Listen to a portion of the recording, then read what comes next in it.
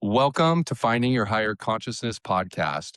I'm your host, Coach Carey. Today, we have Mark Henderson, a model, an actor, an activist, a Toronto police officer, and an amazing human being. So with that being said, I'm so excited to bring him. Hello, Mark. How are we doing today? I'm good. How you doing? Thanks for having me. Absolutely. No, I'm doing wonderful. And thank you for doing this podcast. I'm really excited to bring your story and your experiences to all these amazing people. Thanks. I appreciate that. So let's get started, Mark.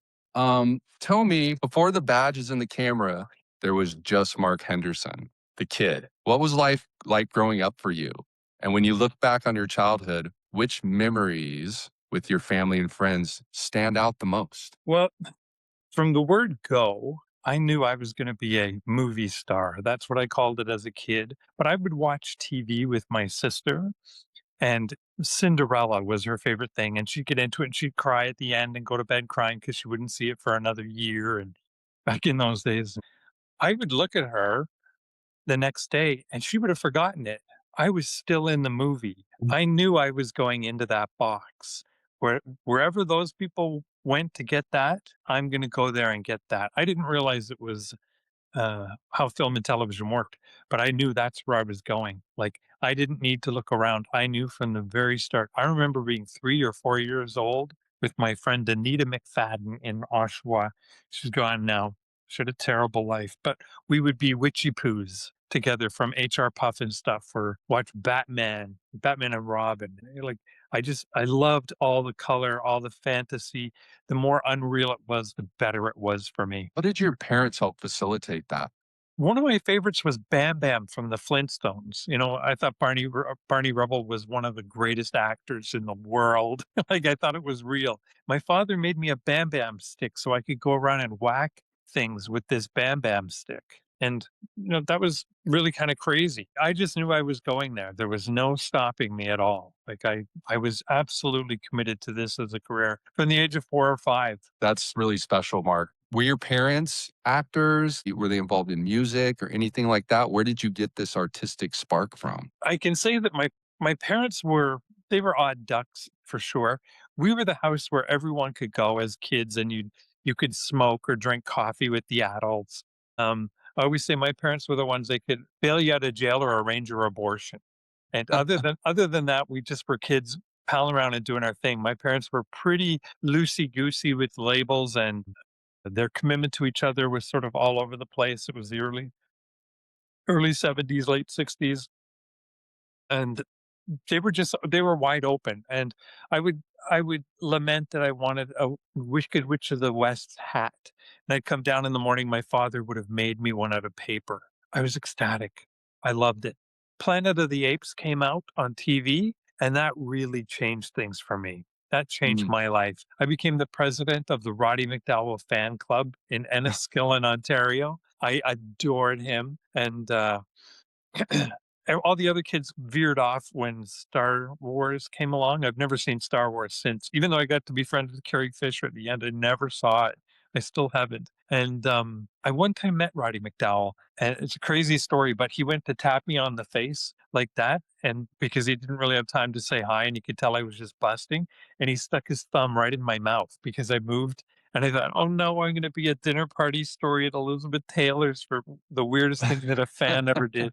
So I didn't really meet him, but I did get his thumb in my mouth. What is one of your earliest memories of actually performing or acting and being paid for it? I started booking commercials right away.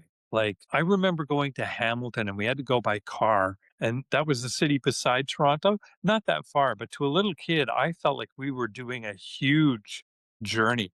It was a big deal, and it was just in the cards for me. I had a very weird experience with a teacher in grade 7. Her name was Joan Hill, and she was the big shot at the Oshawa Little Theater, which is a town near where I grew up. She called me out of class and she said, "Come here." And we went into the library. She was the librarian, like, not a real teacher. And in the library, she sat me down. She locked the door. I thought, oh no, this isn't going to go well. And she said, "You are not good looking enough to be an actor. You are not smart enough. You are not masculine enough to be a stuntman. You just haven't got it. You're living in a dream world. You are living in a fantasy, Mm. and this has to stop. And then they had made all of us take an aptitude test of what we might be when we grow up. And she said, mine came back that I would be an aluminum side sprayer or something like that. And she really tackled me. That was on a Tuesday in grade seven. That that week on the Friday, there was an episode of Police Story starring a Canadian actress named Jo Havland. And that episode aired. And as the week progressed, local AM radio, local little newspapers and gossip columns in the Bowmanville Gazette and all those things started running things about me being on TV. So, in spite of having that finger wagged in my face, I knew she was wrong. I've had that finger in my face a lot of times. I remember going as an adult to City TV to a guy named Jay Switzer, and he said, Mark, they don't want queers on TV. And he threw me out. I thought I was going in there to sign. I thought I was Oh, gonna wow. we had a sort of a like MTV, we'd have a thing called Much Music in Canada, and he threw me out. I remember being on the street and it didn't hurt me. I Mm. just knew he was wrong.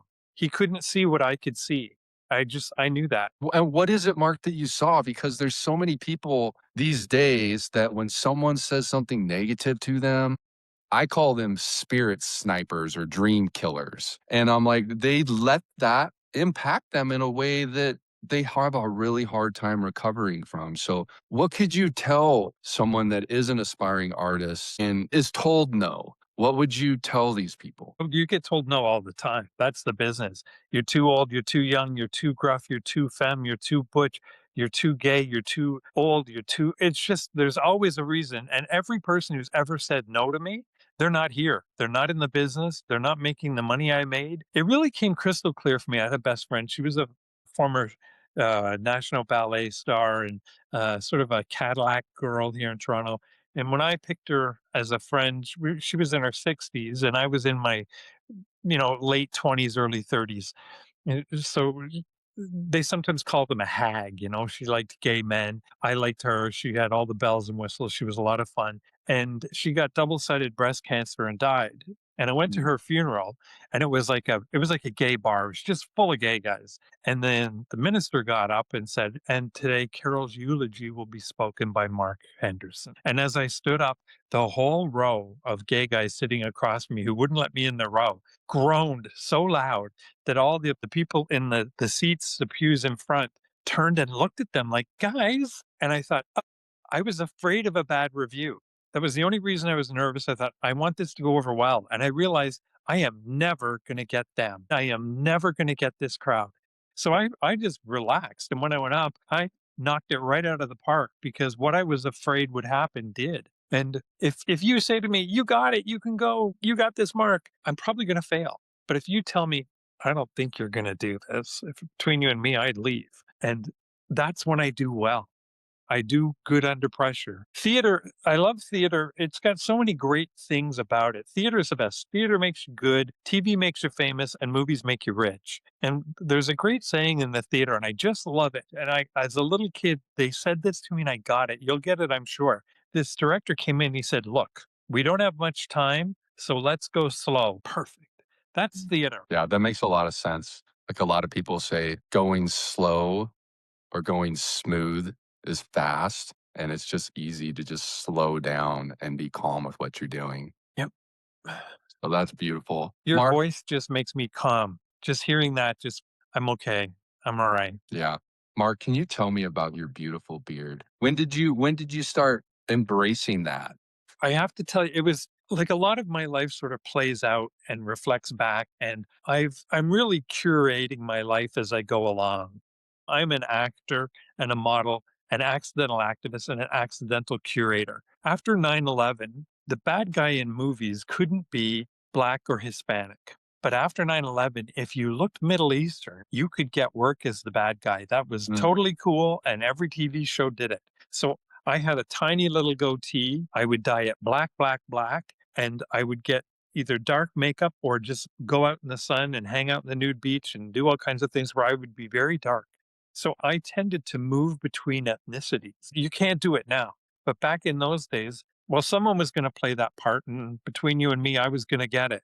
Catherine Hepburn says, "I wake up every morning and I decide in this battle between you and me, I'm gonna damn well win." I loved her for that, and I got the jobs. You know, so there comes a time when you're dyeing your hair that you kind of just have to either you're going to live with that with the white roots or you're going to embrace it and just stop dyeing your hair. And this is what came out. Well, it is. It's done good for the rent, I got to tell you. Yeah, that's good. Tell me a little bit about your modeling career. What was that like? Are you still modeling? What are some of the brands you used to model for? Could you could just tell us a little bit about that experience? Sure. I always had like my family did very well. So it was very common for me to just drop out of school for a week and then return, a week and a half later with a beautiful tan and bleach blonde hair from the beach because we would go to Florida to Daytona 2 or 3 times a year. And I was traveling around. My parents traveled separately from each other as much as we did together. There was a lot of movement in my world. So if I heard there was a party in New York, I would jump on a flight. If I heard there was something, and you didn't need passports or anything in those days, borders were really easy to cross. I would just tear off to Hollywood. I would just do whatever, and it was word of mouth. So you had to kind of make a big impression on people, and we would write letters.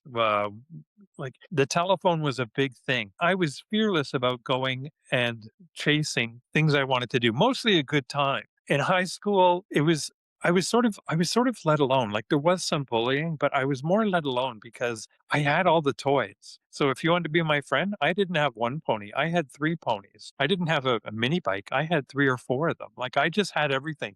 And then as I boogied around in the world, you just sort of build up a rapport. I seemed to always be at the right place at the right time and not taking any of this seriously. I couldn't believe that I was pulling this off. Mark, there was something that was very, very, I would say, tragic, in my opinion, that happened to you in your life in 2001. That has to do with attempted murder against yourself, that someone tried to take your life. Would you be able to tell us some of that story and we can talk about that a little bit? Sure, sure. And I'll backdate it just a bit. Bruce MacArthur was a serial killer in Canada. But before I got to Bruce MacArthur, I had two others. When I was 15, in addition to modeling, I had found my first sport, the first time I ever had a boy interest. Because up till that point, I was making costumes and styling wigs and playing with puppets and doing all that kind of stuff. And then I found out about aquatic swimming, and there was an an aquatic club near me, and I pounced on it, and boy did I take to the water. And the coach looked over and just said, "That kid in aisle two, in lane two, he's good." And I was good. She left that coach and was replaced by a guy. I won't say his name on your podcast because he's kind of litigious. I'll say it on my own podcast or privately to anybody who wants to know. But they hired him, and he ended up being embroiled in a murder and had some crazy media stuff where you're saying I didn't kill the guy, I just poked him with a stick. And so we would go to swim. I was going to say swim rehearsal, swim practice, because everything was a movie to me, right? Like Yeah. I'm doing all this stuff. I'm imagining I'm at MGM and Louis B. Mayer's making me swim. So we would go and they would say, just keep your head down and keep swimming. And I made it to the junior nationals. When I got into college to become a nurse, my mother said, just do college and then you can go do whatever you want. Please just go to school first. In nursing school, the first year, the guy over against the wall started dating the girl beside him. He ended up killing her and her son. And again, I'd go to school the next day and there was a media gauntlet to run and they were asking questions and our teachers were saying, just keep your head down, focus on your clinical. You're doing okay. Don't let this throw you. So by the time I got to Toronto, I had two things. One, I had some ability or learned the lesson of keeping your head down, stay focused, and princess and your way through things, because Princess Anne's really tough in our world. The other thing I had was a big red button that said serial killer, don't press this button. And I was walking around with that. People don't like when I talk like this about it because they say, well, you're blaming yourself for what he did. And, there's some blaming of the victim narrative here. I uncompensated a human being who does not examine their life is really wasting their time and probably being a pain in the ass to a lot of people around them. And I had this big red button. And of course I clattered into the first serial killer I could find.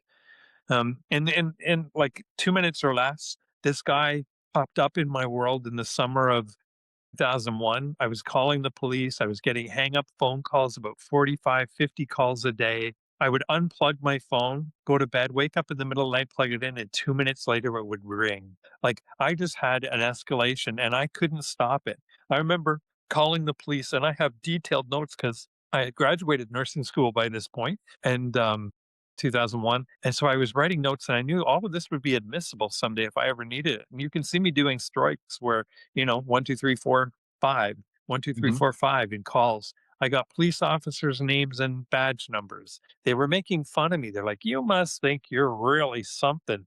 Someone's calling you? What websites are you on?" And the internet was new, things were a bit loose, and I was coming home. I had a job for Warner Brothers promoting Planet of the Apes with Mark Wahlberg, and directed by um, uh, Tim Burton.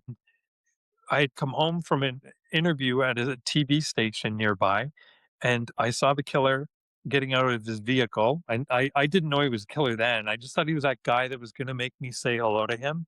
So I just braced for it, went into the building through the back door. He ran to catch up to me. I let him in. I shouldn't have done, but I could see him from head to toe. As I went into the door of my unit, which was just inside that door, I felt a real whack. And as I was unlocking the door, he attacked me and we tussled. I don't know if time goes slow or fast or anything, but I can just remember when I finally turned around. By this point, I had a fractured skull and I had defense wounds on my fingers, and my arm was broken. So by the time those had happened, I turned around to see him. He had the pipe hoisted over his head, and he had a look on his face. He meant business. I was horrified. Yeah. I had no idea. And again, I'm a bit deluded. I founded the Halloween party on Church Street, and that was Halloween day. So I'm expecting 25, 30,000 people to come to my party. And it's a big deal for me. And I'm thinking to myself, he is so lucky that he gets to meet Mark Henderson on Halloween. That's where my brain was. And I was trying to kind of rise up to that. And it was a busy day. The currency at my place was door open, in and out, in and out, in and out all day. I was just ready for lots of fun. I just had come from the Planet of the Apes interview. Everything was buzzing. And he attacked me. I was horrified when I saw what he was doing. At one point, I picked up a candle to fight back. And then I looked at him and I thought, if these are my last moments on earth, and by this point I've got blood and fluid coming down and I can't hear, I thought, if these are the last moments of my life, I am not going to spend them hitting him. I'm just not.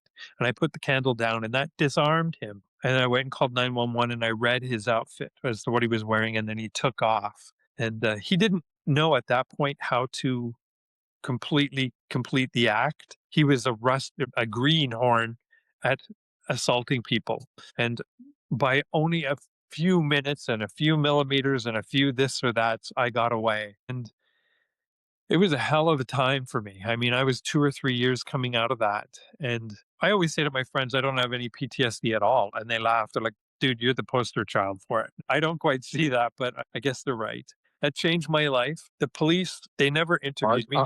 Yep. hang on a sec. So, what made you choose to put the candlestick down? Because if you would have held the candlestick up to fight, what could have happened? Right? Like, what really made you to be that aware in that moment? My nursing background told me I'm not conscious for long with the amount of fluids I was losing. I was less able to fight. I probably only picked it up with one hand. I can't really remember. I knew that my brain was still working and I had to outsmart him and I had to get help. And I don't know. I don't know what was happening. I was just reactive. And I guess I think instincts and adrenaline and things kick in. And, the detective, when nobody has ever interviewed me, even to this day. It's 25 years later, and I've never once been interviewed by a police officer who says to me, "Hey, what happened?" Never. I was a piece of evidence because he went right over to the police department, which is a block away, and confessed and said, I just attacked Mark Henderson. I think you're looking for me." And he got in front of it. So they just booked him, threw him out. And that's not what happened for me. I mean, I went into a tailspin. It was very difficult. I tried to keep it quiet. I remember coming out of the hospital with my parents. I don't know what day that was, but there were media out there photographing it, and I wanted to keep things quiet. I wanted it to go away. Even now, people will make some cracks to me when I'm out, and they'll say, "I saw you being interviewed about the killer again." They don't understand. I would like out of this story. I'd like to just remove it. It's gone, never come up again. But I'm in it and I don't really get a choice. If you take a media camera down to the street where I live and start interviewing people, you'll have a lineup of 20, 30 people. I know most of them. They wouldn't give me the time of day for a coffee, but they'll line up for a camera. My showbiz stuff, my nursing stuff, it was all kind of rolling together. When I could finally get going, I did two things. One was I formed a group called the CCC, the Community Consultative Committee. It's a bad name, but it's all we had. And we really worked with the police on changing their hiring policies and addressing what were some grassroots problems with them. It's still going now. I'm not on the committee now, but the genesis is there. And then the other thing I did is I enrolled to be a police officer. I did both the RCMP and the Toronto Police because I would have taken either one. And Toronto Police was more open. And even before I graduated, I did one initiative I'm very proud of, and I called it Coffee with the Cops, where we take over a coffee shop, hand out free coffee and donuts, and talk to everybody. So you could do that in Chinatown, you could do it in the gay village, you could do it in Little Italy, you could do it wherever you want. And that initiative has gone throughout North America, and Coffee with the Cops happens in just about every police organization going. I always felt like I was playing the part of an officer. And because everybody knew me as an actor or model, they'd come up to me in uniform and be like, "What is this, a joke?" Like Yeah. they thought I was doing a bit.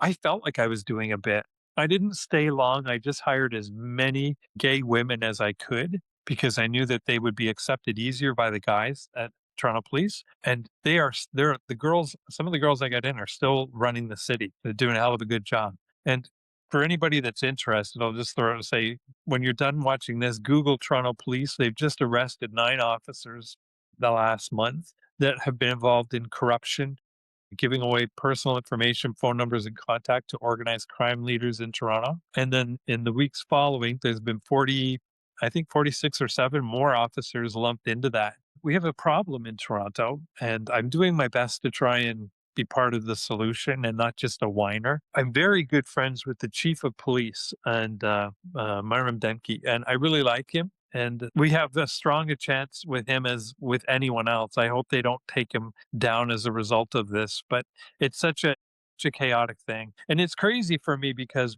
when I worked with nurses, that was like working with the female brain, right? Even though there were men in nursing, but there were very few in my day. That was a female brain driven thing.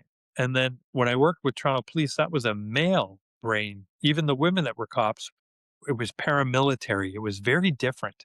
When I had there's a nurse, her name's Gwen from my first job the year I graduated. If you called her and said, "What do you think of Mark Henderson?" She would be like, "Oh, can't stand him." Like she's still mad. When I was in the police service, my sergeant, she doesn't like me, but I adore her. And I hope someday we get to clear that up, but it probably won't happen. But she didn't like me at all, but I really love her. Her name was Sandy Jones. And the way they treated her, it was tantamount to like Jar would never put up with this. It was abuse on so many levels. And they'd yell at each other and fight and tell each other to go crap in the lake. And then the next day they'd go out for lunch. The two things were yin and yang. And I was somehow in between trying to be a bridge of love. And well, you can imagine how that goes down. Yeah, no, I definitely can.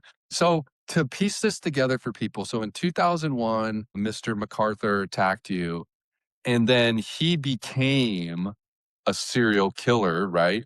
Yeah. After that timeline, and is that part of why you became a Toronto police officer?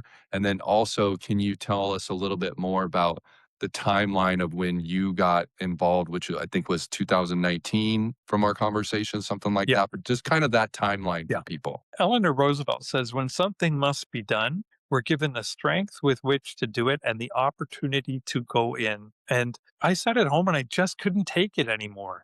And I thought, I have to do something. And the only thing I could think of to do was to go in there and try.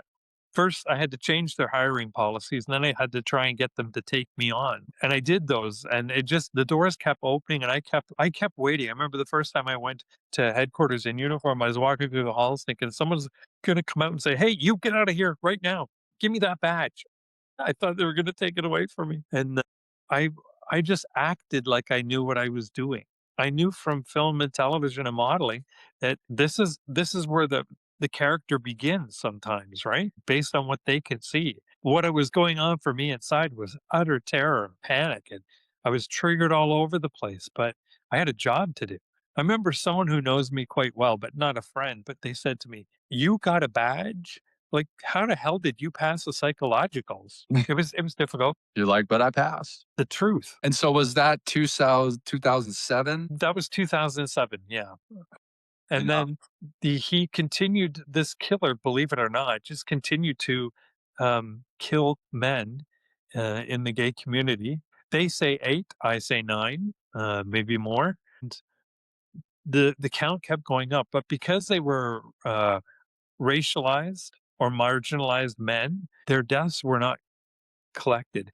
The police also had several campaigns going in other crazy routes, so they knew there was problems, they just couldn't do it. One of the reasons I'm so proud of my Coffee with the Cops is my friend was a photographer, Burt Campbell, came up to me and he said, "The cops were over here and the gay guys were over there." And he said, "Can we take their picture?"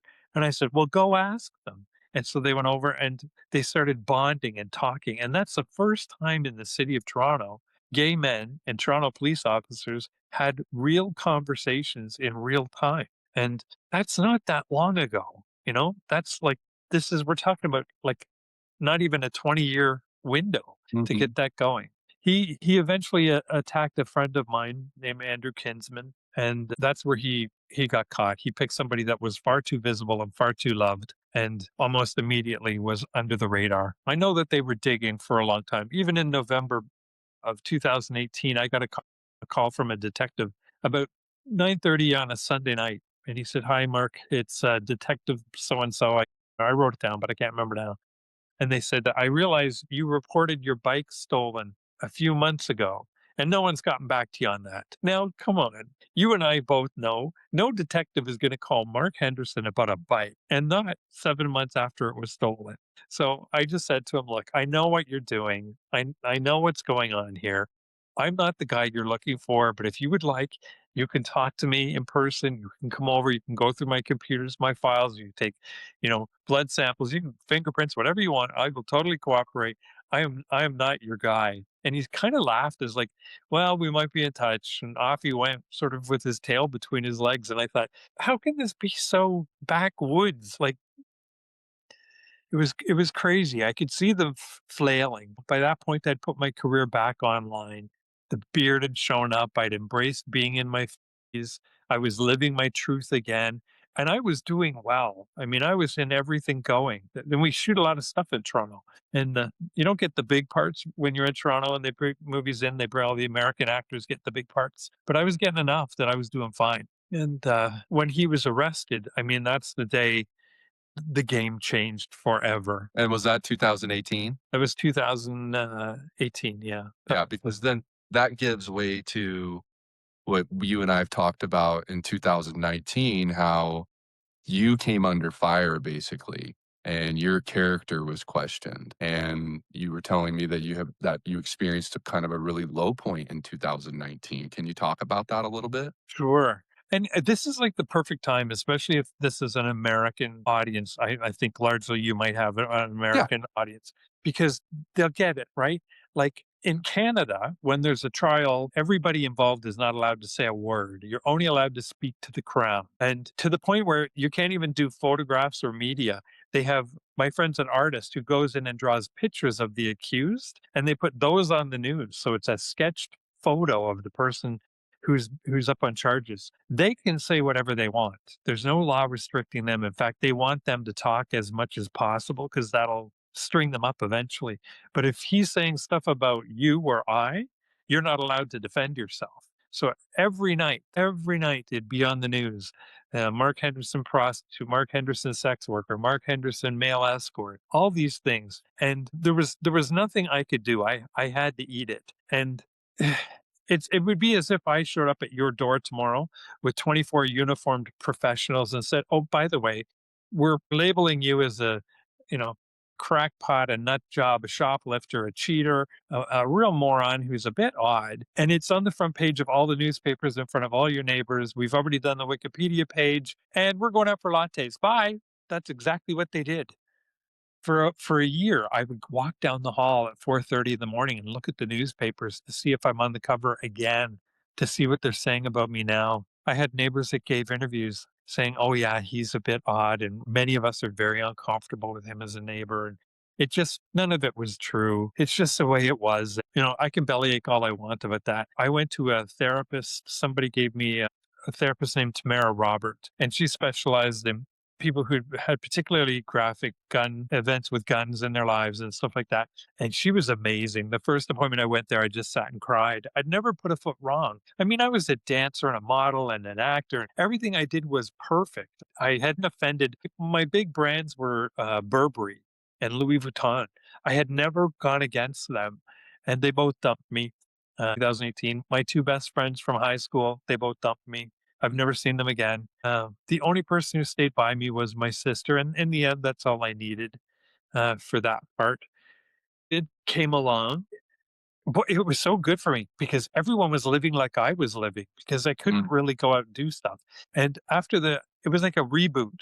It sort of put a period at the end of the sentence and gave people enough time that when I went back out around 2001, people had forgotten the the stigma, the story. I realized that the headlines fade. You can get past things. You can turn them around. What happened though was I turned out to be 61 years old at the end of COVID. And for a model, the kids are 20, they're trying to book things that they think are cool and they're the next new thing. And I'm not the next new thing. So I probably had a conclusion to my career that just came at a time when a conclusion was going to come anyways. So that's kind of how I play that off. I just accepted that that's what it is. I'm still a performer. I've had a fascinating time of living on this planet with some amazing people crossing my paths and doing fun things. I've done a lot of stuff I'm very proud of. And there isn't much I'd change at this point. The killer was charged with all these murders. The media, it was their playground. You can just imagine how they just love this. And then I noticed too that around the time that an American committed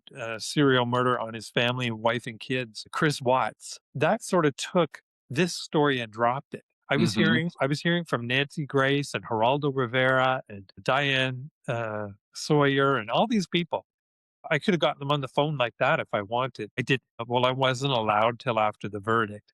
But two, they all chased the next one. And then I remember the movie Chicago, how that whole thing was about who's in the media eye and how you play that out. So it's been a lot of chaos from out there. My task became, instead of feeding into this, which is just mental, was to go to the things that were serenity, wisdom, courage, dignity, and to just be calm, to just people will say to me, Mark, it's great that you don't let what people think about you affect you. I don't know about that. I think I'm very almost shrewd with what people think of me and being able to use it, to leverage it. So I don't think I'm free of what people think of me. I don't think anybody is anymore in our world. But we can have a great deal of participation in things. I wish in my first attack there was something like TikTok or Facebook. There wasn't. It would have been different. I also have a few friends that didn't make it and my parents didn't make it to the killer's arrest. My parents went to their grave wondering what happened. I'm sure they believed me. I'm sure they believe in me. It doesn't cause me any sleeplessness because I think they probably know now. But there were some friends I could have used that Yeah. didn't make it. How were you able to make that choice for the peace and the serenity? Like, what were you doing? Was it just an interior mental thing where you quieted yourself and you meditated?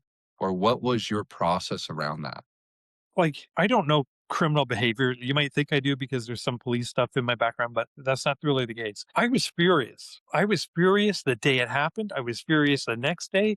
I was furious a week later when the cops weren't interviewing me. I was angry, angry, angry, angry, angry. And I've never let up on how angry I am. I realized after when I think it was the behavior panel. The behavior panel is some poor guys that do things about crime and on YouTube and TikTok, and I quite like them. And one of them said that, an innocent person gets angry and they want the person who harmed them charged. They don't want just a random person to be charged. They want the one that did it. And I just had a singleness of purpose. When it came to wanting to be with other people or get support from them, I didn't get a choice. There was no one that was there. I had a list of people I thought should be there for me and they couldn't be. And I had to allow that without being angry at them, and therapy helped me with that a lot. I also had a fantasy list of people I wanted to call, and I think, Why do I want to call that person? But they were exactly what I needed or wanted. And I can't really, when I didn't have a choice, I just did what was the next right thing to do. And it was okay to go away for a bit. I had won everything I'd ever done. Like from the time I was 5, I could just walk into a room and the other kids may as well have gone home. I got the jobs. I would go to modeling auditions in New York at 16, 17, 18. The other models could have just left. They were picking me. I had always won so easily that it was almost like some balance of the universe saying, I hope you put money in the bank. I try and look at things like serenity and wisdom and dignity and all that stuff. I try and look at them as though they are money in the bank. And when I work Yeah. on those today, I'm working on money in the bank. I love that, Mark. I hope people really felt that. That was powerful. One of the people that was on your fantasy list, was that Princess Diana by chance? This would have been over in 2 seconds if she was here. Can you tell us about your experience with the princess? Well, I won't go too much into it because That's fine. What Just a when I little, when little. when I talk about the names and the faces and the pretenses, I'm really trying to make you look over there. Go over there because 'cause they're interesting. And then I try and get away with whatever I can over here. But I'll just tell you, I worked at an AIDS hospice when I was about 21, and I had just graduated from nursing school because my mom made me, and I was being a good boy, and that was strangely tied into modeling, and AIDS activism really went well together. When we built a Canada, North America's first AIDS hospice was in Toronto called Casey House. When we got our letterhead, I wrote Buckingham Palace and just said, "We're here, we're doing this." And I didn't even address it to Diana. I addressed it to Buckingham Palace and just went over stuff about who and what we were because I just thought it was amazing. And I was working nights from 11 at night to 7:30 in the morning. And as a 21-year-old, it was terrifying. I said in the note, um, I want to go out and run around and I want to make love and I want to be reckless and stupid. But the name tag on my shoulder says I'm here to save lives, and you can trauma dump on me all you want. I can take it, and I couldn't. And I got a note back from Diana, and it just said, I'm coming to see you in September. I know exactly how you feel. And I thought, okay. And by golly, she did show up. And we couldn't get our mayor to say the word AIDS or HIV. They were trying to shut down things like Pride and all that stuff. When she showed up, golly, that mayor, he was there with his hand out. He couldn't get enough photos. I liked his wife, the mayor's wife. I always say, the chief of police, the mayor of Toronto, people would threaten me with contact to them, and I'd say, "Go ahead, call them all you want. I've got their wife's phone number on speed dial." I knew where my bread was buttered. Anyway, she came. She was wonderful. We kept in contact. Well, up until she died, actually. I have letters going all the way through. At one point, she and I, and I'll just say, I'll end it on this one. We went to, she was in Chicago, and I think it was in 96. And she was really going. She was going from humanitarian leap and bound to the next one, to the next. And we were at a facility, and the sort of dubious manager of the facility said, "What do you think of what we're doing here, Your Highness?" And she said, "I think you and your team have done just enough to stop me from rolling up my sleeves and doing it properly." And she turned away and stomped out, and everybody was stunned. And then later, her people put out things that said things like, she's offended that they were underfunded, that this wasn't being addressed. She's not blaming them. She's blaming the people that may leave them in these conditions. And the money showed up. It was Hillary Clinton that showed up with bags and bags of money to fix them. So I always liked that power move she did. I could see something really exciting when she did that. It would have been nice to have her here when it seemed like my world was crumbling, but oops. You're good. So it's just I would have loved to have had her there for that. Yeah, that's truly amazing. We definitely lost an amazing human being when that all went down. Do you ever see Jodie Foster in the Bad News Bears? Of course. Yeah. She was like the shortstop that couldn't fail.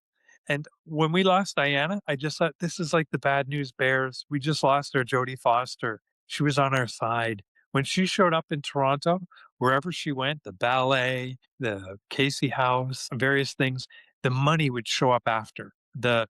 we have an area where the Rosedale wives live called it's all the Lottie Daws, and all the Rosedale wives showed up with their diamond rings, and they wanted to volunteer and be part of things. And when she died in '97, all of that went away.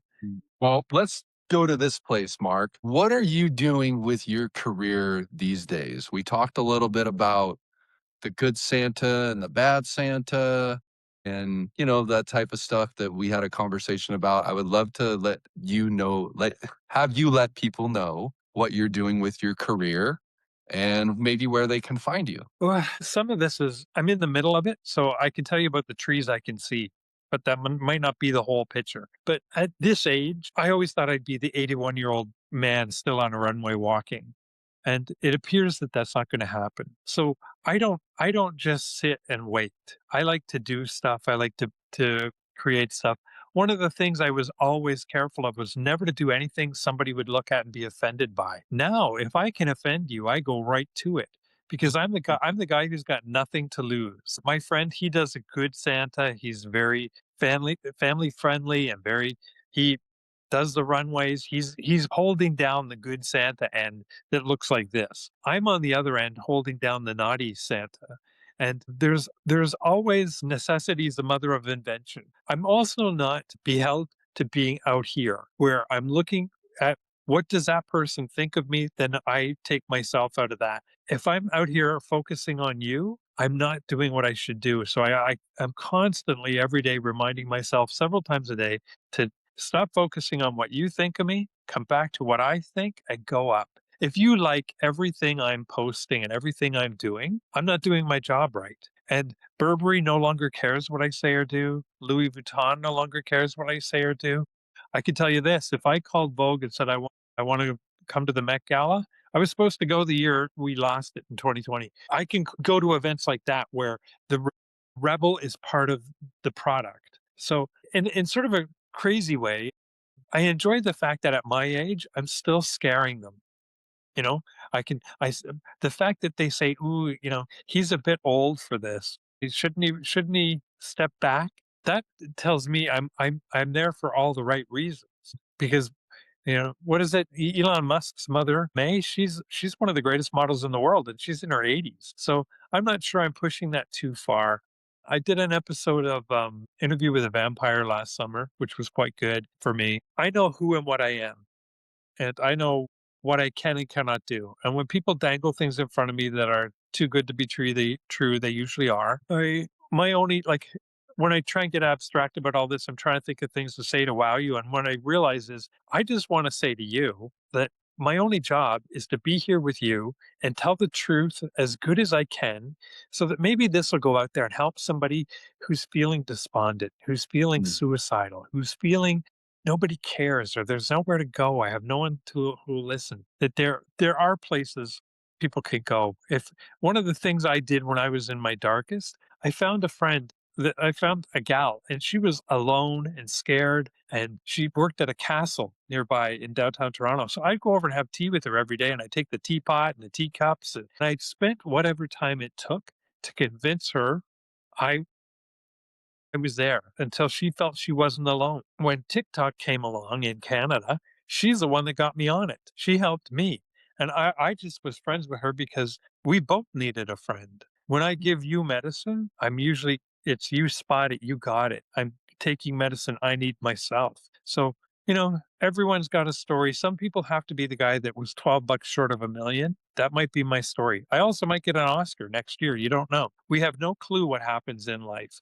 But I'd like to live a long, full life. I'd like to live 100 years. I definitely want to outlive the serial killer. That's one thing I really want to do. I have a plan for what I want to have happen. I think the police owe me one on that. I think the day they do a press conference on his death, they should throw me a little bit of a line and say Henderson can be rehabilitated a little bit in the media. I did the best I Yeah. could. I think you, I think in 10 or 15 years after I'm gone, someone's going to take a forensic look at my case with the serial killer and be like, well, we can cut this guy all the slack. He did the best he could with a paramilitary organization that refused to listen. Mark, if you could actually speak to that one person that has all these dreams of becoming an actor or a singer or a model, and they're ready to give up, what would you tell them? I have to admit, I'm not good at this.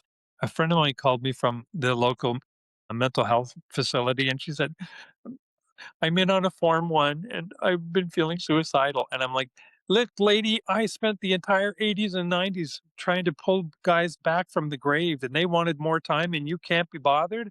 Don't call me again. And I just hung up. And then about 3 months later, I saw her on the street and I was like, I was right. I was right. You're still here. Like it was the right thing to say to you. She got mad and walked off. I don't know if I'm that therapeutic with people. I tend to tough love a lot of this. I know that people have mental illness and it's very difficult to that's the disease that tells you you're not going to live and you don't deserve to live. Cancer, when you have cancer, people want to live. This depression and mental health is the only disease that tries to convince you to quit. I wish they wouldn't. I wish they'd trust once more. I read a book about the people who jumped off the Golden Gate Bridge in San Francisco and lived. And this one lady said, as she plummeted towards the water, she thought, "What am I doing?" And just before she jumped off, she thought, "Screw the bank and screw my ex and screw work and screw everybody that's said anything." And then she jumped and she thought, well, I felt really good just before I jumped because I let go of all of them. And there was one sad story about a guy that jumped. He didn't survive. And when they went through his mail when he got home, the dream job he'd been angling for years had sent him a letter of acceptance and it was in the mail. He jumped before the miracle. And that's all I can say to people is live your whole story. Don't it's very complicated and it sounds patronizing for me to tell anybody else how to live. All I really can do is just live. And if somebody hears or sees what I'm doing and they take anything from it, I'm terribly grateful and touched that they would. I'm terribly grateful you are here because my only job with you is to just be here with you and ask you to love me in spite of myself and ask you to let me love you. Those are words that two men don't say to each other very often. Yeah, You know, well, Mark, I agree 100%. I love you. I'm so glad that you spent this time with me. And I think, have you ever thought about writing a book? everyone asks that, but And the the reason I say that is because you say that you're not good with the therapeutic part and not telling people and you gave people tough love. But what you've shown through this podcast is through your actions, you never quit so that you could live your whole story. And so that's what people have to understand is we can tell you all day what you need to do, but you need to see through whoever you're going to follow how they act in their life and how they show up because that's what means something, not just the words we tell them. And everything through your story that you've told me means a lot because you kept showing up. You didn't fall for the false stories. You didn't fall for the lies. And you believed in yourself. And that's what I want people to understand and get from this podcast that you can do that. Anyone can do that. yeah, yeah. I don't know. I clearly would need some help with the book and I don't know where to start or who to ask. And if I really wanted something, it would happen. People ask me all the time, I want to be an actor. I want to be an actor. What should I do? And I always say, don't. You haven't got it. If you have to ask, it was in me. I'm doing my life. I'm still doing stuff that I'm working on outfits that for Pride. I'm curating a museum that's going to have all of my costumes laid out from various things I've been in. And I'm motivated to do that. I don't seem to have a burning desire to throw a book down. There was a book came out by a writer named Justin Ling. And it was a very painful book for me. We actually hurt a lot of people, actually. But in the book, he changed my name to David and made me a male prostitute underneath a lamplight at midnight who wakes in the morning to find he'd been assaulted. None of that's true. It happened at noon on Halloween day. One of the things they've always said about me is that I'm not trustworthy. You can't believe what I'm saying. He's a prostitute. He's a male escort. All that stuff, which kills me. He lied. The police lied. The lawyers lied. The media lied. I've never been interviewed except with someone like you after the fact, in which I'm able to tell the truth quite freely. So when he changed my name in the book, that really hurt. I know I threatened them that I didn't like it, and they changed it in the hardcover to soft cover versions, which is very rare. So I appreciate that as a simple thing. But life happens, and sometimes I don't have a choice as to how I react, but I can choose how long I let that reaction live in my head and where Hmm. in my head it lives. Things Yes. land where they land sometimes. I'm not good at that. But I can tell you very quickly, I stomp right past them and get right in line to do the next dance. Keep showing up every single day. Keep showing up. That's for sure. And I hope I don't sound like I'm in any way being pitiful because no one should feel sorry for me. My family and I, we have been so lucky for generations. We have had everything. No one should ever feel sorry for me or I'm hard done by or he's a victim. I have a lot of people approach me when I go out in public or at the shopping, like grocery shopping, whatever, and they'll want to hug me and they'll be crying. And I'm like, no, no, no, you've got this all wrong. Like I'm really fortunate. There are people who lost their lives. I'm sitting here in my beautiful apartment. There are at least 8 other apartments like this that never got to be. There are people living all over Canada and the United States who are missing other people so desperately, who have such sad stories and so little options. I still have more options than every other person I know. I have a completely, a-hole free life. If you're difficult, I don't have to deal with you. That's a form of wealth I never thought I'd have or cherish, and here I am. That's beautiful. Well, you go live on TikTok pretty frequently, as we talked about. Would you be able to share your TikTok name and anywhere else that you would like people to contact you if they could reach out? Sure, I'm on TikTok at Mark the Model. I go live every day at 12:30.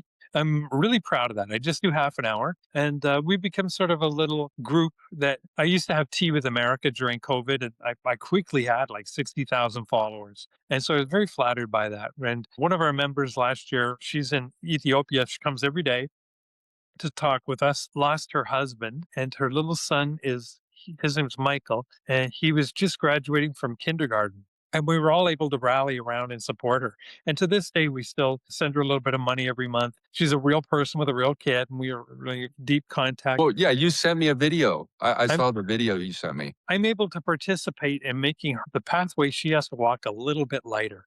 And that makes me feel great. I know that's a codependent dreamland as well. I try and do a balanced thing. I don't go beyond what's safe for me to do for others, but there's many ways in which just showing up can be a really wonderful thing. You can save a life with just a wink and a smile. There's no doubt about that. And I mean, you are a true inspiration of one, showing up for yourself, but two, also showing up for others. And by showing up for yourself, that allows you to be selfless and to be able to help others. So I think that's just a beautiful thing that you're sharing with everyone. And I really appreciate that. I hope so. Thank you. Yeah, and thank you so much for being here with me and spending time. And I hope that anybody that's listened to this podcast has been able to get a sense of some strength and how to realize that you get to decide how you want to show up to your life. When it comes down to it, it's your decision, and you are a perfect example and a shining example of that. And I'm really proud, Mark, like I said before, to call you a friend. And I'm not just going to go off into the sunset. You will be hearing from me and we will be staying in touch because I'll t- anybody that I do a podcast with, you're a friend now. And if you're a friend, then we can become family. So I but just want to extend that love to you, my friend. don't let me turn you into a hostage because you're free to come and go. Oh, of course. When I was going through the worst of this, it took me about a year to figure out. Really gorgeous, wonderful people would come up to me and be like, I want to go for coffee. I want to go for dinner. And I didn't figure out what they wanted was a peek behind the news cameras. And as soon as I got the story, they all dropped me. And it took me a while to figure out, oh, wait, you've turned into that girl at the gym who'll dance with any guy that asks her. And I had to sort of give my head a shake. So I have anxieties around people coming and going. I have to let that go. But that's one of the things I work on. I'm a masterpiece and a work in progress at the same time, and we all can be. Isn't that the truth? And I think that I want to leave this that whoever's watching, you can learn something from anyone. And by you and I being friends, I can reach out to you if I'm hurting in some way that I feel like, hey, maybe Mark has a perspective on this and he's been through something and he could really help me out. I mean, that's what I think is amazing with the connections that we create, especially in 2026, because like you said, with that lady from Ethiopia, we can reach all over the globe. It's not just outside your Yeah. front door, it's all around the world. And everybody could use some harmony and some love in their life. So, with that being said, I'm going to end the podcast. I'll definitely put all your credentials up. I'm so grateful for all of your time. And this is Finding Your Higher Consciousness podcast with Coach Carey.